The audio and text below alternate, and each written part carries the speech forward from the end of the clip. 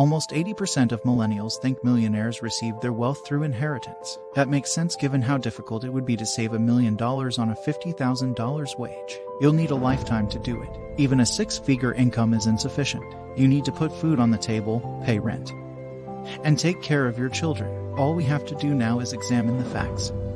Around 80% of millionaires are self-made, with only a small minority inheriting their money. In reality, just 16% of them inherited more than $100,000. That is nowhere near the amount required to set you free financially. Only 3% of millionaires inherited $1 million or more. In other words, 97% of people have worked hard to get where they are. It's wonderful when your parents can assist you financially, but simply passing you some cash isn't enough. At the end of the day, if you don't know how to manage your money, you're doomed to fail in some way. We've seen thousands of people who inherited not just millions of dollars, but billions of dollars, and then went bankrupt. So financial education is one of the most valuable gifts your parents can give you. However, because most adults are not financially independent, they end up offering their children incorrect financial advice. You can't fault them because they're only teaching you what they believe is best. For one, advice from poor parents: good grades means more money. They believe that once you have higher grades, you will be offered a high-paying job. Is it true that no one is concerned about your grades? The world doesn't care if you get distinctions in academics. Not your first employer.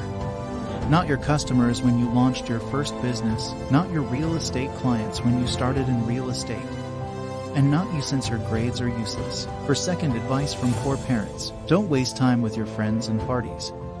It makes no difference how much you know. You can know everything on earth, but it won't benefit you if you don't know how to use that knowledge. We, as humans, are social beings. We can't make it on our own. We perform better when we collaborate. Going to parties or spending time with friends is an important aspect of developing your character and talents in order to construct a successful business or a strong job. Some parents want to keep their children as isolated as possible. As a result, they develop apart from others, filled with doubts and lack of confidence. So, if you want to construct something important, you must learn how to socialize with others.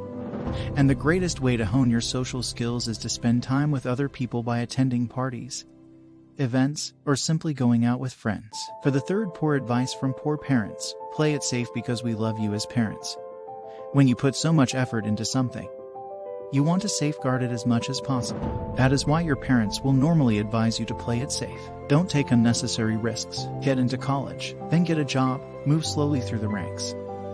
And by the time you are 60, you will be successful by traditional standards, where you finally pay back your mortgage, and if you are lucky, you will be left with some savings. Of course, this is not financial advice, but the point is that you cannot generate real money by playing it safe. You should also not take too many risks that you end up losing everything. You should find a middle ground where you both understand what you're doing and there is some risk involved. The fourth poor advice poor parents give their children: be better than your peers.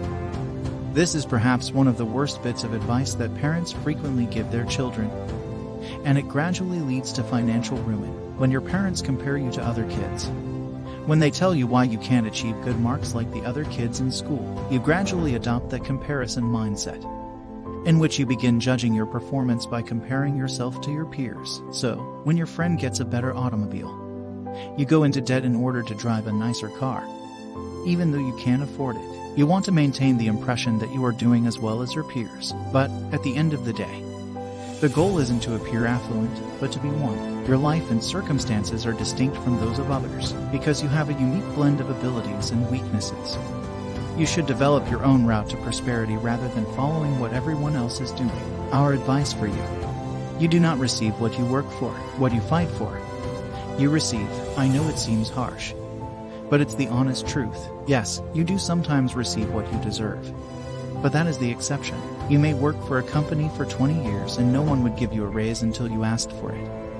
Or you could have a boss who cared about you, which is also an anomaly. I'm not saying you should be aggressive, but let go of the notion that life is fair. It has never existed and will never exist. Get acclimated to life's harsh realities, instead of moaning about why you are not getting what you deserve.